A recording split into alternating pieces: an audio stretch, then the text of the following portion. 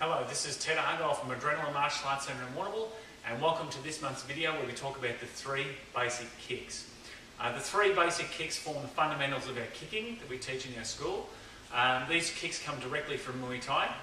We do teach other kicking methods, but these form the basis of our fundamentals. So the first kick that we have is a knee strike. Now you might not think of a knee strike as a kick, but in our school here, anything that where we're striking our opponent from the hips down is classified from a kick. Anything from the hips up is classified as a hand strike. So things like elbow techniques and that kind of thing, we just put in the hand strike bracket because it's easier to categorise things that way. So with the knee strike, if we have both hands up near the face, we have your preferred side forward, depending on what that is. As a general rule, if you're right-handed, you'll have your left foot forward. If you're left-handed, you'll have your right foot forward. But that can vary from person to person.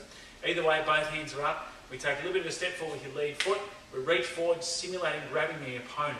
9 times out of 10, when you knee a person, you'll actually have hold of them.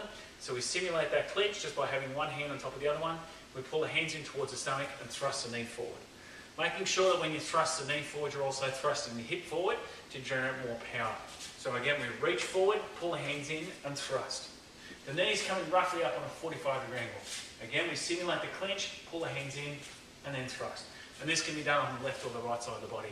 There are other ways to knee and other different angles and different target areas you can go for, but we're just going to keep it nice and simple and just work at one today.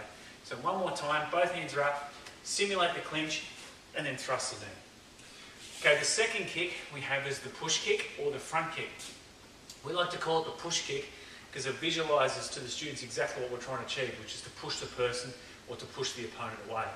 So if we have both hands up near the face like we did before, we take a little bit of a step. The first thing I need to do is make sure this knee comes up nice and high. The higher I get that knee, the more drive I'm going to have directly in front, and then we thrust the foot forward. As you thrust the foot forward, you also engage the hip. That way you're going to generate more power because there's more action behind the kick. So hands are up near the face, we take a step, we lift, and then we push. Same thing off the other foot. Sorry, off the other from a different angle. So we take a step forward, raise the knee, extend the leg, and we thrust the hip forward as you kick, and that will help generate more power in the kick. So again, we step, and then push. If you're kicking off your left foot, we can set that up either on the spot, or you can switch. So again, right foot, and left foot. Making sure, of course, that both hands are up at all times. If you miss your target and your hands are down, that's where you can get cleaned up. So we try to keep your hands up at all times when you perform this kick.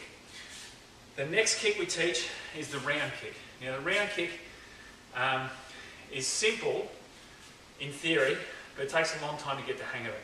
It takes most of our students here at least 6 months or so before they can get a decent grasp of the kick, because there are 3 or 4 parts to the kick, and it's important to get each of those parts right to have a successful kick. So both hands are up near the face. So this is called the round kick. So the first 2 kicks, the knee strike and the front kick, or push kick, are aimed at the front of the person. The round kick is aimed for the side of the person. So from here, there's 4 things we need to get right. First thing, you want to try and pre-trigger the foot. Now, most martial arts, when you throw a round kick, you'll actually pivot off the foot. If you want to do it that way, that's fine. But for us, we like to pre-trigger the foot, so that's taken care of. The next thing we think about is the kick itself. So you want to engage the leg and engage the hip, so we're coming around parallel to the floor. From here, I need to make sure that my toes are pointed.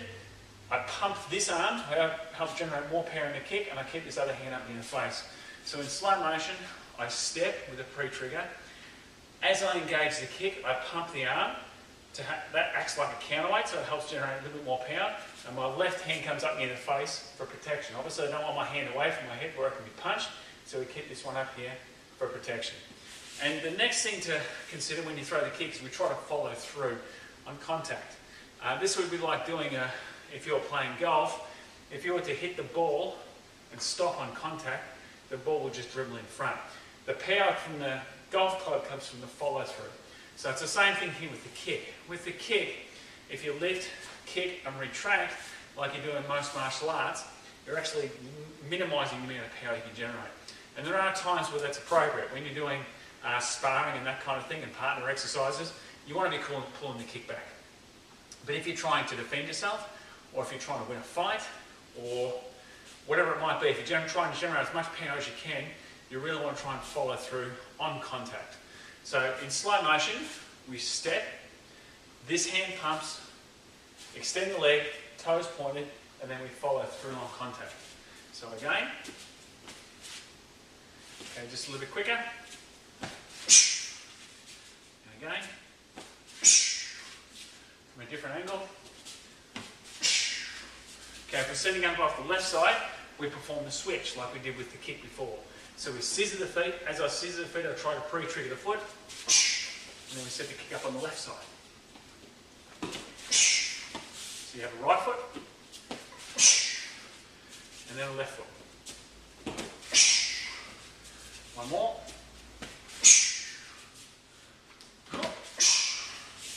So again, those three basic kicks. Knee strike, front kick, round kick. Thanks for watching, and I look forward to seeing you next time. Thank you.